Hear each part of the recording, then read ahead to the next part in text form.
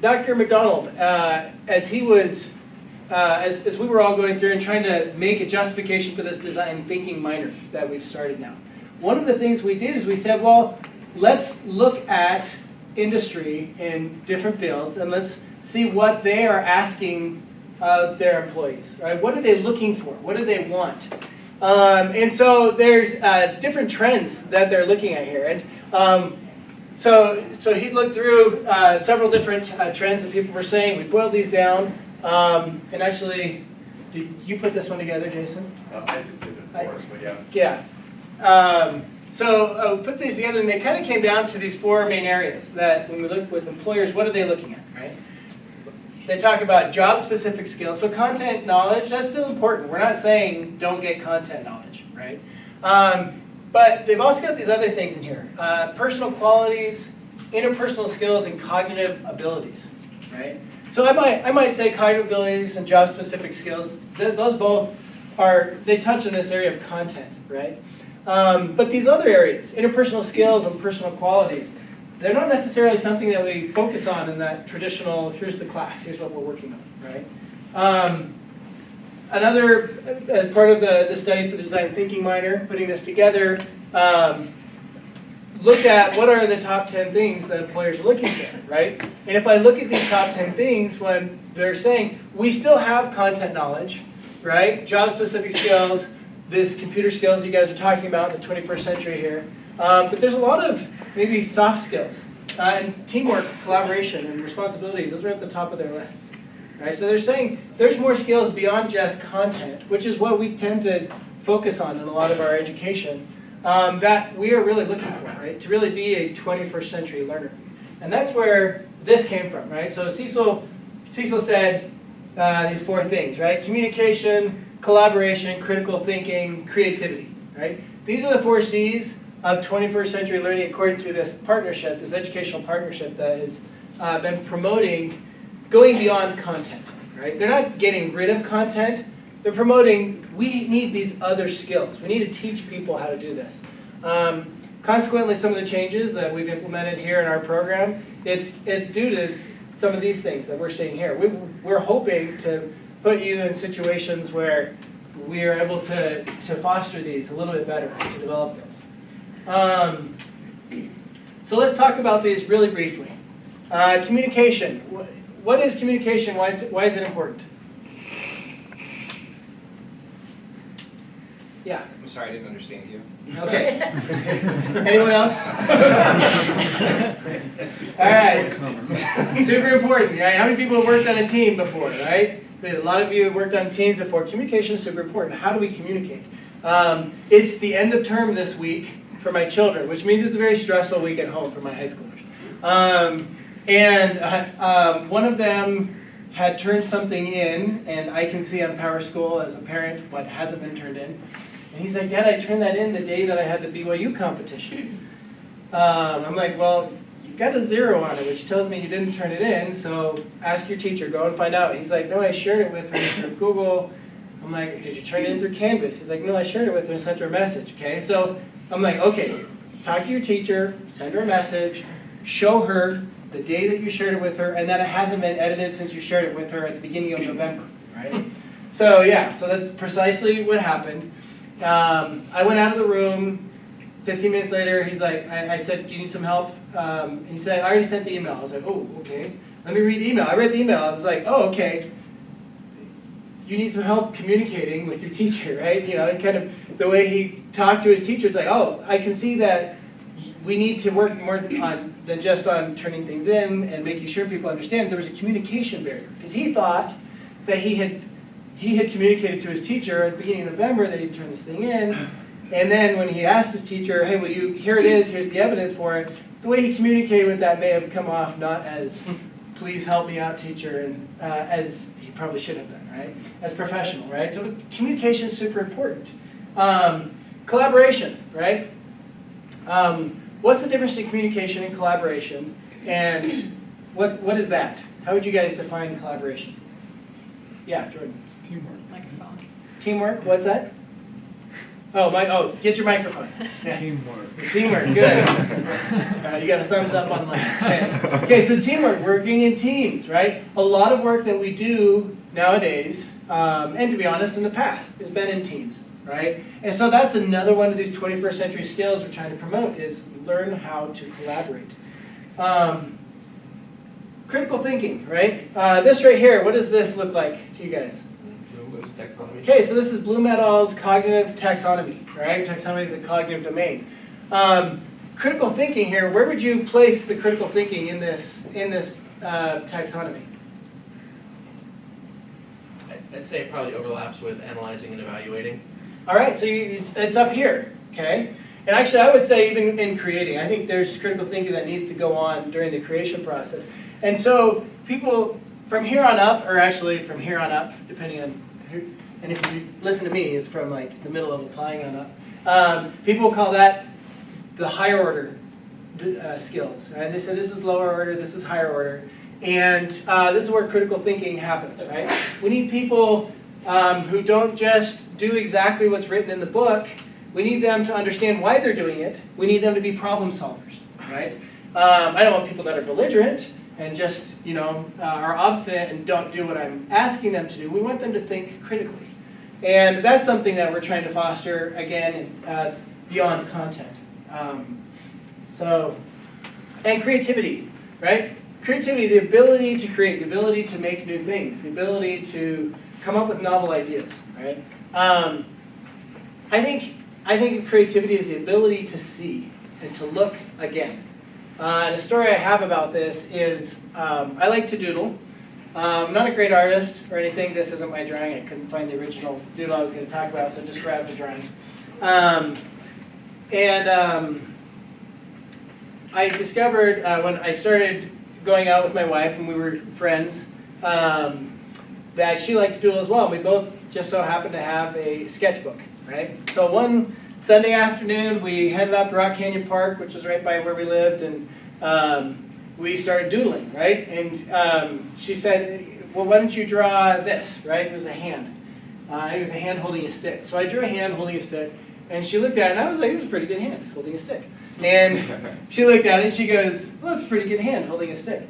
But that's not my hand holding the stick, which is what I told you to draw, right? This is my wife. She's great that way. She's like, she just told it to me how it was, right? And she's like, that's great, but it's not this. And she's thinking, oh man, I just ruined it with this guy. And I'm thinking, hey, I got somebody who's going to tell me the truth, right?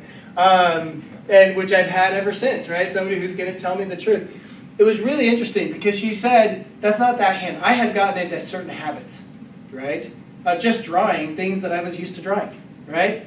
And I just drew a hand the way that I envisioned it in my mind. I wasn't looking at her hand. I didn't look again. She's like, why don't we try this? See up there on the mountain? Why don't we both draw that tower, right? So we did. We both drew the tower, right?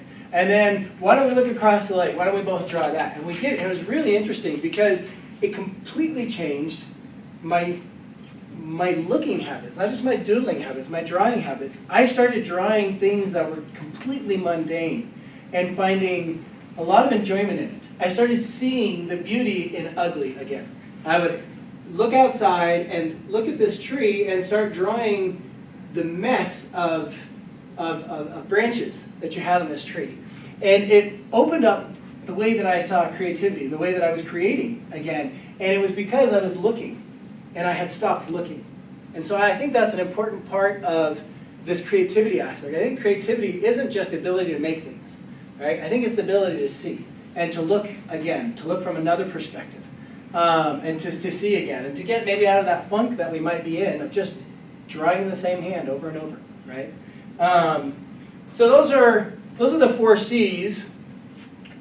Here's another C, a couple of you guys touched on this, that I think is important to add to these 21st century skills, is computing, right? We talk about creativity, collaboration, communication, and what was the other one? Creativity, collaboration, communication, and critical thinking. Computing, right? We're now in an era where increasingly computers are being used in more and more fields in different ways, right? And not just computers. When we say computing, I mean, we've got computing devices here. How many people have a computing device on your wrist, right? We've got some computing devices on your wrist. Right now, CES is this week, the Consumer Electronics Show. People are showing off all sorts of crazy computing gadgets where we're connecting the world and things in ways that we have only imagined previously. And so I think that's a really important C to add to our 21st century skills.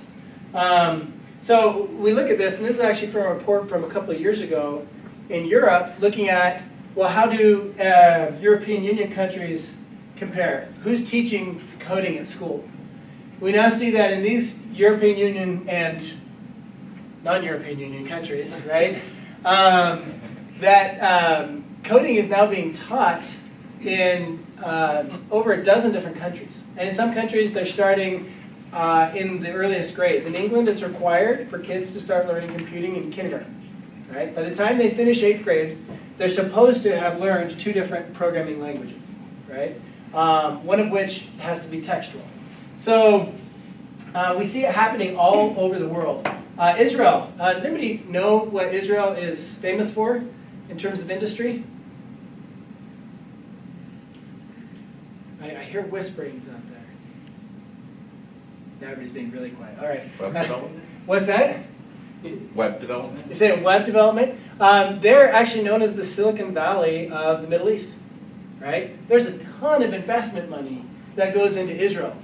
Israel has been teaching, they have required computing at the secondary level, so high schoolers, since about the year 2000, right? Part of that has led to all sorts of startups in Israel. Now, this is a country that we might think of normally as a war-torn country, right? Tons and tons of investment money is poured into Israel because, I think, of their vision of the 21st century and teaching kids computing, right? New Zealand has new laws. Kids need to start learning in Australia in 2nd grade as part of their digital thinking standard. South Korea this year, elementary school students need to start learning it. Last year, secondary students need to start learning computing. It's all over the world, in the U.S. by state, we see changes here. We're probably not far away from something happening in the state of Utah. Standards for teaching computing in K-12 were just released by the State Office of Education a couple months ago here in Utah, right? So we're seeing it increasingly all over the world. And part of that isn't just the ability to compute, it's this idea of the type of thinking that people engage in when they're creating with technology, right? Computational thinking, right? So if I were to say, well, what is computational thinking? There's lots of different definitions for it, but if I were to say, here's some common elements that we see across multiple definitions, it's the ability to break down, we think computationally, the things that we often are doing is you start by looking at a big problem and breaking it down to smaller problems. Within that, finding patterns, and the purpose of finding patterns is so we can create algorithms and generalizations. Gosh, I see this happening over and over again. I wonder if I could automate it, right? And that leads to that idea of automation, right? Okay, I'm gonna make a technology that can do this. I'm gonna solve this problem with technology. And finally, analyzing the data, right? Taking the feedback that we get from whatever it is that you've made and saying, okay, well, how well is this working, right? Did it work the way I expected? Is it giving me data in such a way that then I can make new decisions? The idea of computational thinking, we see it in exercises like this, where we've given this as a challenge to elementary school kids after school. And the challenge here is you've got a robot, and that's represented by the blue dot. Your robot has to start somewhere in this gray zone, has to pick up a ball, and it's got to navigate a maze, and then drop it off down here in the yellow zone, right? The only problem is you don't know if this is going to be the setup of the walls, but you don't know which wall is going to have which setup, right? Only one of each is going to be there, so it could be that the wall with the hole in the middle will be here, and this wall will be at the back, and this wall will be here, right? So if we were to look at this and say, okay, here's a problem. This is sort of an example Mars rover problem that we give kids using Lego robotics, right? How would you break this down? What are the parts of, what would you need to be able to do to solve this with your robot?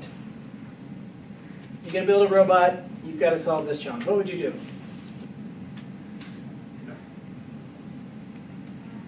Yeah, Jordan. Okay, first gotta figure out how to get it to move. Okay, so we need to figure out how to get it to move. Okay, what else? Yeah. It's got to be able to pick up a ball and drop it off as well. I gotta figure out both how to pick up and drop off. Okay, that may or may not be the same process. Okay, good. Pick up a ball, drop it, make the robot move. What else? Yeah. Identify where the gap is in the wall. I gotta figure out how to identify gaps in the wall. Great. Are there any other processes that we would have to figure out? How to find where the ball is, assuming it's not always in the same place. Okay, I gotta be able to detect the ball, okay? And in this case, we did make it in the same place. Definitely made it easier to do this challenge. The walls were actually the really, really tough part of this challenge. So that's part of the process. The computational thinking process starts like that. It takes a big problem. When I first presented this to the kids that I was working with in an after-school group, it was like, oh, where are we gonna start, right? It's like, hey guys, let's figure this out. Right? What do we need to do? Let's break the process down.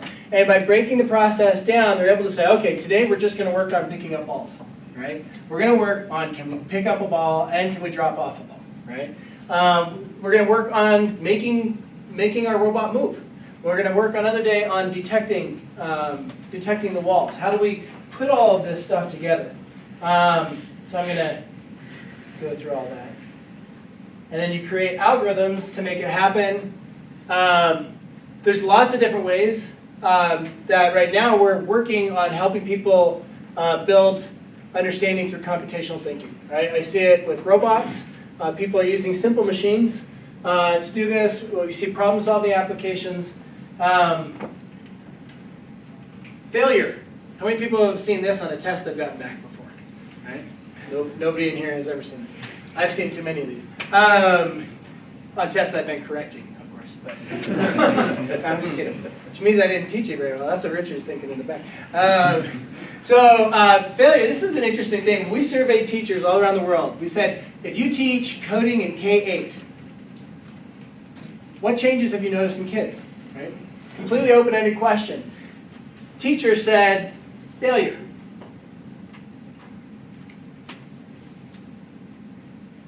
I guess for those online, I should probably read some of these. Students are more confident. They're less worried about getting it wrong. They have better skills to figure out problems, so they don't mind if they don't get it right the first time. They're not easily discouraged. They're less quick to give up. They're more interested in problems. They're more logical thinkers. Persistence at problem solving has increased. Students are better able to work out problems they're having on their own. They don't ask for my help as much. Right? Maybe that's because they realize the teacher doesn't know anything. But there's a couple of reasons. I noticed that it's taught kids that failure is okay, not to give up and to keep trying, even when things get challenging. This was a completely open-ended question. We just said, what have you noticed about kids in your class since you started teaching coding? Failure, right? This is something that resilience was a word that kept coming up. Teachers kept using the word resilience, right? That learning computing isn't just teaching kids how to deal with machines, right? It's teaching them how to deal with failure. It's teaching them how to overcome failure. It's teaching them how to push through the problems that maybe in other times they would have given up on, right? Persistence at problem solving. So we talked about these, right? Creativity, communication, collaboration, critical thinking, and computing. We've now got 5 C's of 21st century learning. The question is it enough? Right? Is it sufficient? Right? Charity. What's that? Charity. Charity, actually. I love that. I'm going to talk about charity here in just a minute, okay? I think that we can demonstrate all of these things you can demonstrate these 5 skills here, right? And I think what Charles has talked about is what's missing, right? I had a student who rented out our house, and he was from Asia, and he had learned a lot of his English by playing these games. His communication skills had improved, and his English was actually really good. And we asked him, like, how do you speak such good English? He's like, online games. I collaborate on those games, I communicate on those games, we create all sorts of new things on those games, and they had to do critical thinking to solve these challenges, and to do it in a faster and better time than everyone else, right? And he would stay up till like 4 or 5 in the morning playing these games. Not a great example for my kids. But actually it was good because we had a lot of good discussions. And he came to the conclusion that he could be doing better things with his time too. But he demonstrated all of those C's by playing these massively multiplayer online games, right? So most people can identify who this is. I was going to say that. Oh, come on. You ruined my line. You stole my line. Charlie Chaplin. I'm just kidding. Okay, we got Adolf Hitler. Okay. We actually see computing having been used to a great extent during the Second World War, right? We have the Enigma machine, right, which was used to encode their messages so that every day to encode their messages in a new way so that they couldn't be intercepted. There's incredible advances in coding that were happening. This right here, this is a counting machine. You know what it was used for? Kai, you look like you've got an answer. For the Jews? It was counting the number of Jews and people in concentration camps that had been killed. It was developed because of the amount and the number of people that were being massacred. They needed a more efficient way of keeping track of that, and they developed an early version of a calculator, right? Incredible use of computing that has affected us even today.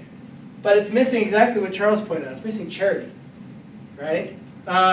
This is a large number, right? Anybody have any idea in last year what industry was projected to have made this much money, $450 billion? Video. Video games. That's always the answer I get from everybody. Video games. I bet they got at least that. Video games. But this is actually the dark web.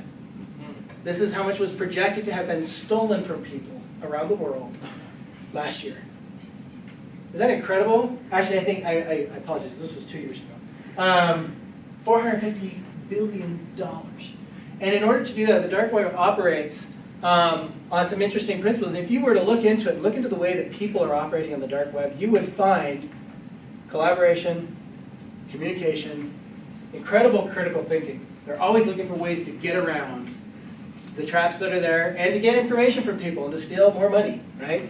And a lot of creative examples as they do that through the use of computing. So the question is, what's missing? And since everybody has talked about this here, I think it's what Charles just talked about. It's charity, right? Or as I've been talking about with other people, compassion. I think there's a compassionate element that we need to promote in whatever we're doing in 21st century teaching and learning. So what would this look like? Foldit. Has anybody here ever heard of Foldit? You've heard of Foldit. Garrett, what's Foldit about? Isn't it based on like protein structures and how they are folded in certain ways to create different different compounds or different enzymes. Medical purposes? Yeah. Yes, yeah. So there's a scientific biomedical group who's working on folding proteins, and they kind of hit a wall on some things. And so they actually created a collaborative game-based challenge and put it out there and said, here's some software, some modeling software. See if you can fold these proteins in an efficient way. And here's the rules for folding in an efficient way. And they had people from all over the world participate in teams to see if they could most efficiently fold these proteins. And these were not people with expertise in the biomedical field. Some of them were, some of them weren't. You had diverse teams. They came up with more efficient models than what already existed in the medical field, right? It was a great use of these 21st century skills, right? With compassion, right? With an eye towards how can we improve society? How can we improve our understanding, which led to better understanding and better medical advances, right? Codeando Mexico. This is a program that was carried out in Mexico. And in Mexico, the government released a challenge, not a challenge, I'm sorry, but they needed a way to for the legislators to read through the proposed legislation a little bit better, right? So they were going to pay a firm a lot of money. Let me see the actual money. I've got it here in my notes. They were going to pay $9.3 million for an app that would allow legislators to read the proposed legislation in a more effective and efficient manner. So some programmers got wind of this and said, what? That's a lot of money for an app that isn't that difficult to make. So tell you what, we're going to have a little bit of compassion on the Mexican people and say, how can we make this more efficient? We're going to have a challenge. And they just issued a 2-week challenge to programmers and said, here's a 2-week challenge. Whoever wins the challenge gets $9,300, approximately $10,000 less than the $9.3 million that the government was going to pay. And they got a bunch of apps. I think it was 70-something were submitted, and 173 apps were submitted. 5 of them were chosen, and 2 weeks after they submitted this competition, those 5 apps were freely available to the Mexican public at a cost that was 10,000 times less than what the government was going to spend on it, right? So this is a compassionate response, right? Using these 21st century skills. Literati is another one. Jeff Kirshner is a developer, lives in the Silicon Valley area. He was out hiking right north of Silicon Valley. There's a redwood forest up there, beautiful area, gorgeous area. He was out walking with his kids in the forest, and they came across something like this. And his kids are like, Dad, why would people do that? This is such a beautiful area. We come here to get away from this. Why would somebody do that? He's like, you know what? I don't know, but let's pick it up. And they said, you know what? Let's pick it up, and let's take a picture and post it. I don't remember if they Instagrammed it or Twittered it or whatever it was, tweeted it. They picked up a picture, geotagged it, and posted it on their social media. From that, Jeff came up with the idea of saying, you know what? They started doing that with all the trash they picked up, made it a family thing. And he said, let's start geotagging all of our trash, right, that we pick up in all different places. And so he created this app called Literati. His kids started using it, and this is around his kid's school. His kid's school is right here in the middle. And they started sharing with their friends, and this was the geotag of kids picking up trash around the school. Well, the nice thing about this from a computational thinking perspective is he started collecting a lot of data, not just on where trash was being picked up, but because of the picture, what kind of trash was being picked up. And he looked at it and he said, I wonder what kind of trash is mostly making up this map. And this is what they found. And in most cases, they were unopened straws. So he's like, well, why are there so many unopened straws around my kid's school? Went to the school, talked to the school. Ends up, for lunch, they gave out an unopened straw to kids, right? So he said, you know, why don't you just start restricting straws and have people only pick up straws if they ask for one, only give out if they ask for one. And that reduced the amount of trash that was being picked up and hopefully littered around his kid's school, right? So here's a compassionate response using 21st century skills, right? How can we make society better, right? And it started with just kids noticing a cigarette butt on the ground. Kenneth Shizuoka was a 15-year-old who, when he was about 9 years old, 3-generation family in terms of living together, lived with his grandfather. His grandfather took him out to the park. They were out walking in the park, and his grandfather forgot who he was. A very scary instance, right? For a young child especially, to look at that and be like, oh no, Grandpa doesn't know who I am. So that led to, the onset of Alzheimer's was realized by his family. They started taking care of him. His grandfather would get up at night and wander around. And it was really tiring for his family. But it's something really interesting. My neighbor across the street also had Alzheimer's. And it was exhausting for their family. Somebody always had to keep watch on her because she could get up at any time and walk around and not know where she's at. So Kenneth used his creativity to see again, right? To observe, maybe in a different way that he'd been observing before. One night he was watching his grandfather and realized that every time his grandfather got up, he wore a pair of socks to bed. And so he had a pair of socks on. He thought, I wonder how I can use my creativity, he probably didn't say it in that way, and my 21st century skills to solve this problem. And he came up with the idea that I'm just going to put a sensor in Grandpa's socks. And when the sensor is pressed, it's going to send a signal to my phone, to an app that I create on my phone. and it sends a signal to an app that he creates on his phone and allows him to track where his grandfather's at, right? Which has led to improved life in their family. And so, he's created a company called Safe Wander. Bringing it a little closer here to home, a couple of years ago, 2 years ago, here at BYU, one of our graduates from our program, colleagues here at BYU, Jeff Wright, he does an innovation competition every year at the university level. 2 years ago, he said, you know what? I'm going to do this at the K-12 level. I'm going to do it elementary, middle, and high schoolers, do an innovation competition. This was one of the winners of the middle school competition. He came back from the competition super excited. He was actually told by his dean not to do this because it was a waste of time, because he's supposed to be dealing with students at a higher level. But he's like, yeah, I've got CFS anyway, so I'm going to do it anyway, right? So he went out and he did it, and it was amazing. The results he got back, he came back, he's like, gosh, those kids are making up things better than my college students, right? And there's this one kid that really stuck out to him. This kid was at his mom's, or his grandmother's old folks home, and meeting with their grandmother, and he saw somebody there who was walking with a stick, and he'd never seen that before. And he asked his mom, well, what is she doing? And she said, well, she's blind. And he said, well, why does she have a stick? She's got a stick so that she can see. Why don't you go talk to her, right? So I went and talked to the lady and said, you know, does that stick help you? But why do you use it? Well, it helps me not bump into things. It helps me feel what's around me so I don't bump into things since I can't see. And he said, do you still bump into things? She said, yes, I still bump into things. And he talked to a couple of other people who are blind, and ends up that they bump into things about 10 times a day on average. Right? So even with a walking stick, they still bump into things. And so he's like, gosh, I wouldn't want to bump into things 10 times a day by accident, right? So how can I solve this? He used his 21st century skills to say, well, let me think about this. Let me think about ways that they could detect what's around them. And he came up with the idea of a bat hat. And he created this hat that has a simple sensor in it. And he coded it, and the code is about this long. It was only about 15 lines of code or so.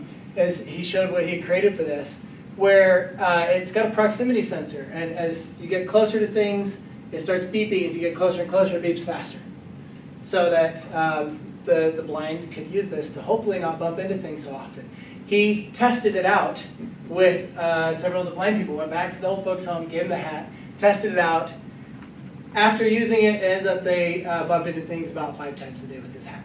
Right? With this hat plus their sticks. Right? So he improved their life. Right?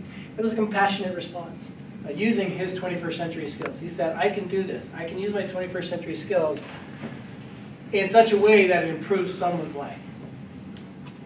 How many people have heard the fun theory? Right? This is a great time waster if you want to go waste some time. So the fun theory is a group that comes up with fun ways to change people's behavior for good. Right? So they have the bottomless trash can. Has everybody ever seen one of these? Bottomless trash can. You put things in. It's great. I don't have time to show you the YouTube video online, but there's a great YouTube video. People throw things into the trash can, and you hear it go. So they did this, and they hid cameras in the area, and they found people were scurrying to look around and find trash on the ground because of this, right? Getting people to take the stairs more. They turned stairs into a piano, right? They had stairs in the subway that was right by an escalator. People started taking the stairs because each stair played a different note, and you watch people go up and down the stairs, right? Changing people's behavior for good. The speed camera lottery. They put this up. I can't remember where this happened at. They put this. They turned speeding into a lottery. They said, "You've won the lottery if you've done this." Just calling this without actually being able to win the lottery here, right? People started driving more responsibly within that speed limit around that sign. Who knows what they did after that? Kids in a car. Another fun theory thing here. They've got the play belt, and the idea was that, as you can see, this child is enthralled by whatever electronic device is in front of him. Well, the electronic device doesn't work unless the kid buckles his seatbelt, right? So there's a sensor in the seatbelt, right, to improve people's behavior, right, to improve their safety. This was a glass recycling center, right, and they turned this into like a video game, and you've got these 8-bit video game sounds if you put glass bottles into here. And this was really interesting because this was about 2 blocks away from another glass recycling center. And while that glass recycling center got about 3 bottles, they got over 100 bottles over in here because it changed people's behavior, right? They looked at it, they said, how can we do things for good, right? How can we change people's behavior? And they used their 21st century skills to do it. So I'm almost there. I think I'll end with this video. This is an interesting video about colorblindness. Do we have anyone in here who's colorblind? Okay, does anyone in here know anyone who's colorblind? Right? Okay, so everyone in here pretty much says, I know someone who's colorblind. It's really interesting. There's a colleague here on campus that I collaborate with, and he's colorblind. And we'll make charts, and he's our test subject because we're like, hey, can you read the chart here? Can you read this chart? And it's interesting because there's things that we just completely take for granted that he can't experience the way that we experience them. So here was a paint company's solution to this problem, right? And this is a company that said, we're going to try to solve the problem that 3% of the people in the world experience, just 3%, right? They had a huge other base of people that they can attract and they can work with, and they work with paint, right? Valspar. But they said, let's help solve someone else's problem. Oh no. Oh, I don't have it. I didn't show it to you. I'm going to encourage you to go out and you Google this. I think when I was setting this up, I didn't think that we'd have time for it, which we don't. Go out. This is one of those videos that gets me choked up every time I watch it. Right? As you get to watch people, they worked with experts in eye experts and in color, and they realized that the problem isn't necessarily that they can't see color. There's a certain problem with the way the pigments are presented to them, right? And so they found out that you can actually create a lens. It's really the lens through which they're seeing things that causes the problem. So they created glasses based on their deficiency in the cones in their eyes with which colors that they could see. And there's this incredible video of people seeing color that they've never seen for the first time. And this is a paint company. All right, what business do they have going and making glasses for people who are colorblind, who make up less than 3% of the world's population? Right? Why did they do it? They did it because of compassion, right? I'm sure there's a bottom line in there somewhere as well, but I'm sure there are other bottom lines that they could have looked at. Probably what happened is one of them lived with or knew somebody or was somebody with colorblindness, right? Experiencing that. It's amazing to watch people's reaction for the first time. And there's just tons and tons of examples of this. I keep coming across it. I'll hashtag compassionate computing when I find things and put it up there on Twitter. And mark these things. And so we talk about 21st century skills. Those 21st century skills, I think, are really important.